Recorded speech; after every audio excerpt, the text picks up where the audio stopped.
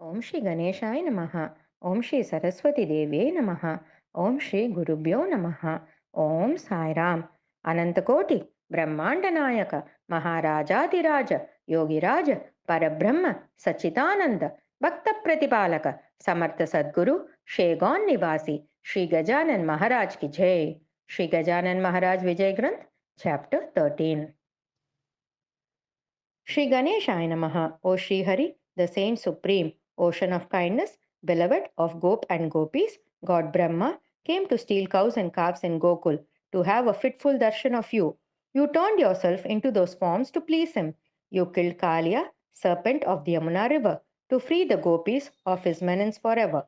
Likewise, crush my ignorance to rid me of my fears. Bankat, Hari and Lakshman, Vitu and Jagadiyo as one, went around collecting donations for the monastery of Sri Gajanan. While many devotees readily subscribed, some non believers criticized. Why should the saint need donations when he performs sensations?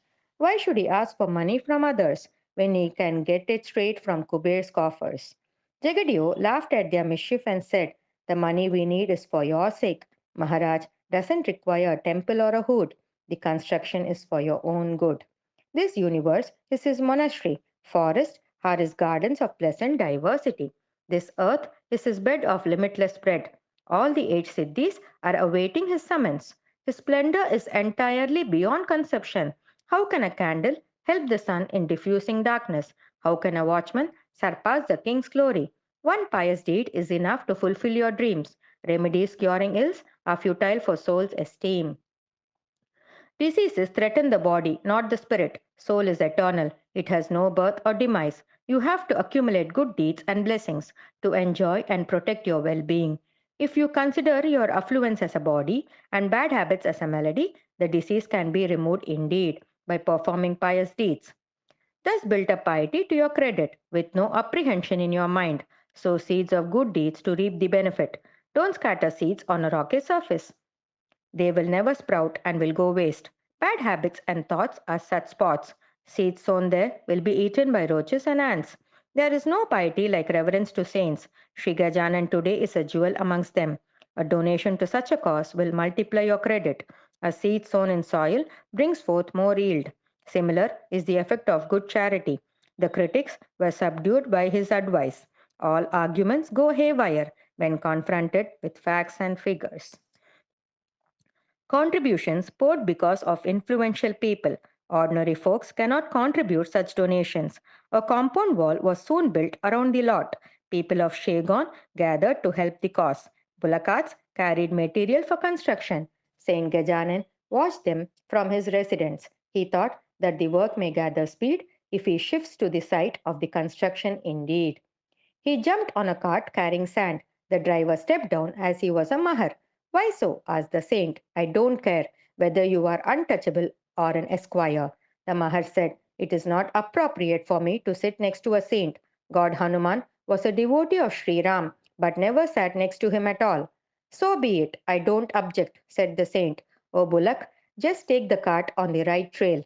The bullock went as instructed and arrived at the designated spot. The cartman was walking ahead. The saint alighted from the cart and sat in the center of the plot where stands his monument today.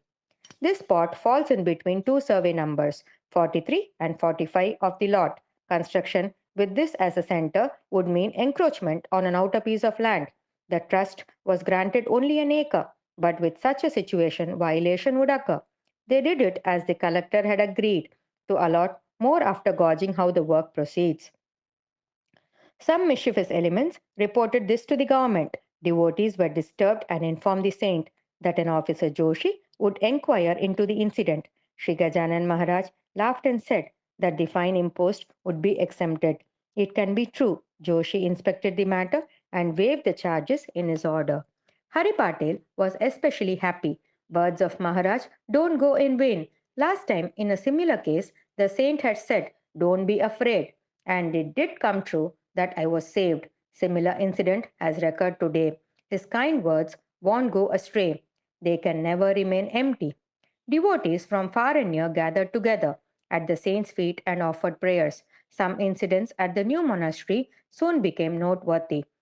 A Gosavi named Ganga Bharati came from a village Savadat in Mehkar Taluka.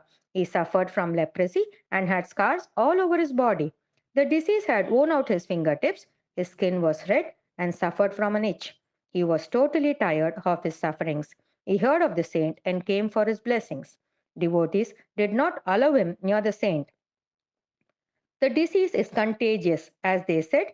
They advised him to stay away. Take a glimpse of the saint and get out of the way. In spite of the warning, Ganga Bharati grabbed a timely opportunity. He rushed to Maharaj to bow down to him as a last resort. Maharaj slapped him on his head, and as he got up, he got many slaps on his face. After this, Maharaj kicked him hard and spat him on his body deceased. Ganga Bharati took it as a blessing and spread the spittle as ointment dressing. Someone standing by criticized him and asked him to clean himself with a suggestion not to indulge in such blind faith again. He advised Ganga Bharati to take medicines instead of coming to a crazy man like this. Ganga Bharati smiled and said, "Nothing is impure with the saints. Musk will never release a reeking stench. What appeared to you as saliva is an ointment for my skin. It smells like musk. If you so like, come touch and smell it. It appeared to you thus as you don't need it. You don't understand the greatness of Maharaj. To prove what I say, let us go to the place where he takes his daily bath. Therefrom, I take mud and anoint myself and watch what happens next." For Ganga Bharati, it turned into an ointment. It remained as mud in the critic's extent, making him realize the greatness of the saint. No one in the congregation allowed Ganga Bharati to sit near Gajanan. He had a melodious voice. He sang devotional songs of his choice. This continued for a fortnight, and then a miracle came to sight. The rash on the skin had vanished. Earlobes returned to normal size. Cracks on the feet were all gone. Stench of the person was a thing of the past. He went on singing devotional songs, which pleased the audience all day long. Anusya, his wife, and son Santosh came to Shegon to take him home. By the grace of the saint, you are cured, they said. With his permission, let us go back to our village. Ganga Bharati said, "Don't pray to me. I no more belong to you, I swear. Maharaj has slapped me and brought me to my senses, saying that I shouldn't degrade the saffron robe I wear. I have a new vision to understand the strife. I desire to stay away from family life. Santosh, you better go home with your mother. Obey her and take good care of her. Be like Pundarika in serving her with love. That will bring you blessings from God Vasudeva. If I come back, the disease will catch me again. So refrain from forcing me in vain. Till now, I belong to you, I agree. But from now, I will devote myself to the divinity, to free myself from the cycle of birth and death. This change in me is due to Maharaj's grace. Please don't tempt me any more." Saying this, he sent them back to Savadat and stayed on in Shegon since then, singing daily evening prayers, sitting before Maharaj and the followers. This was an enchantment for everyone. He was completely cured of the disease and then went to Malkapur as the saint wished. Once in the month of Paush, Zyam Singh came to Shegon and requested the saint to visit his village Mundagon. He reminded the saint of the promise made to visit his village. Accordingly, he had come to take him home. Maharaj went with him where a big crowd had gathered to greet him on the village outskirts. Zyam Singh arranged a grand feast to celebrate the saint's visit. Mundagon became the second Python where Eknath was treated with such a great aplomb. In the presence of Shri Gajanan, many visiting parties arranged bhajans. Cooks got busy in making prasad for the devotees of Maharaj. When the preparations were halfway through, Maharaj halted the process through, saying, "Zyam Singh, today is a void day, the 14th day of the waxing moon. Better arrange the feeding tomorrow on the festival of full moon." Zyam Singh said that the food was all set and devotees had gathered to participate in feast. Maharaj said, "What you say is correct in your own way, but this is not an appropriate day, acceptable to God. Please obey. The food will go waste as I see. That's what you don't want it to be. You wish the events go as per your desire, but it doesn't seem to be possible here." Even the people squatted down for food.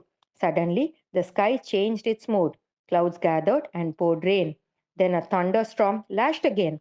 Wind and lightning uprooted many trees. Water went running as in streams. It came into the plates served for the day, and all the food was swept away. Zyam Singh approached the saint and said, "The devotees are all disappointed by these untimely rains. I hope this does not recur tomorrow."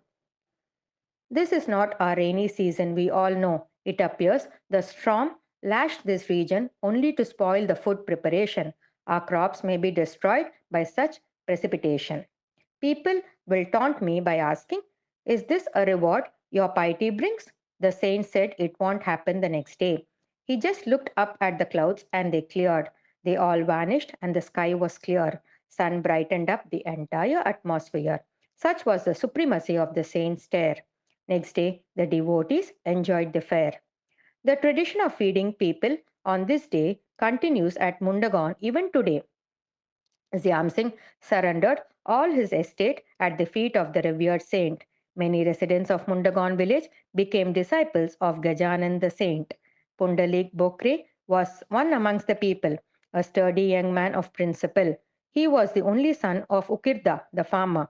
The name Ukirda may sound peculiar. Such names are given to children to ensure their survival, as Pentaya in Telangana and Karapunja in Maharashtra elsewhere. Pundalik visited Shegon on 11th day of the waning moon, like devotees visiting Pandarpur, Alandi, and Dehu. Once an epidemic of plague spread over Berar. People fled their houses and went to live on the fields afar. The symptoms of the disease are that the patient shivers and then develops a very high temperature. His eyes become red in color, followed by a gland in the joint anywhere. The patient then loses his cognizance and finally succumbs to the infection. This was never a disease of our land. It prevailed over the European continent and traveled to India on a weird journey to soon infect our beloved country. People abandoned their houses and decided on fields to protect themselves. This killer disease invaded Mundagon when Pundalik was to visit Shegon. When he left for Shegon with his father, he was feeling feverish with a shiver. After going 10 miles on the road, he could not walk anymore. A gland appeared in his armpit. He couldn't walk a step more on the street. His father was very much concerned and asked his son about his condition. Pundalik explained to him the state of affairs, his weakness, gland in the armpit, and high fever. Folding his hands, he prayed to the saint, "O Gajanan, please see that my routine visit on the scheduled day is not disturbed a bit. Let me reach and touch your feet today. Then I don't care if death takes me away. Please protect me till I reach you all the way." Visits to shrines and holy places are possible only if the traveler is in good health. Looking at Pundalik's sick state, his father felt sorry immensely. He prayed to God to save his only son and offered a bullock cart to reach Shegon soon. Pundalik replied, "No, I must go on foot only. I will make it walking slowly." He said, "If I die, take my body to Shegon. Don't worry about me at all." He walked the distance in great pain and reached the feet of the saint. And in front of him, he fell prostrate. Looking at Pundalik, the saint pressed his own armpit with his hand and said, "Pundalik, your malady is over. Don't now fret." When Maharaj said this, the gland in Pundalik's armpit suddenly vanished. The feeling of weakness also disappeared. When Maharaj ate morsels of food sent by his mother, Pundalik started feeling better. This was the reward for his devotion, a great example for non believers. Absolute devotion brings in desired results. Pundalik returned to Mundagan after this visit. Reading about him will avert all your perils. This is a real biography and not a concoction. Everything narrated is what actually happened. There is no reason for anyone to doubt the blessings of Gajanan. May this treatise about the saint bring the readers all happiness. Jai Gajanan. End of chapter 13.